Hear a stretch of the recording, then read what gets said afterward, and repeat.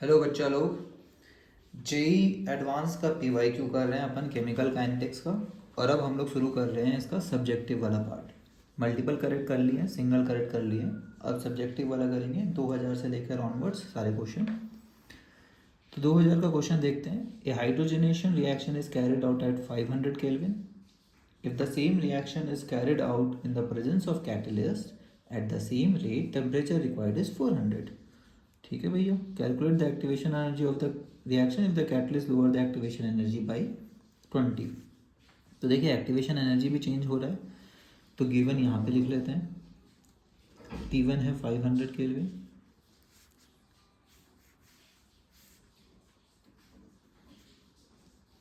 EA1 है suppose X,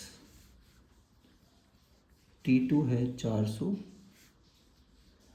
तो EA2 है लोअर्स द एक्टिवेशन एनर्जी, थोड़ा कम हो गया है, और रेट सेम है, मतलब K1 equal to K2, K1 K2 दोनों को K ले लेंगे।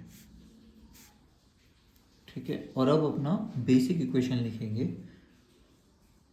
ln K is equal to minus EA1 by RT1 plus log A। ln लिख लेते हैं क्योंकि ln यूज़ कर रहे हैं, प्लस ln A। और ln K दूसरे केस के लिए भी ln K ही है, is equal to minus EA2 by RT2 plus ln A। क्यों ln A ही बोलेंगे? क्योंकि A जो है प्री एक्सपोनेंशियल फैक्टर दोनों में सेम होगा, दिया हुआ नहीं है, मतलब सेम बोलेंगे। ठीक है, तो ln A इधर आके माइनस ln A हो जाएगा, ये दोनों कट जाएगा। ठीक है, माइनस माइनस, अब ये दोनों इक्वेट हो गया, ऐसा देखा जाए तो माइनस माइनस गया, आर आर गया। तो बेसिकली अपना इक्वेशन बड़ा ही सिंपल है। EA1 by T1 is equal to EA2 by T2। EA1 कितना है X, T1 कितना है 500।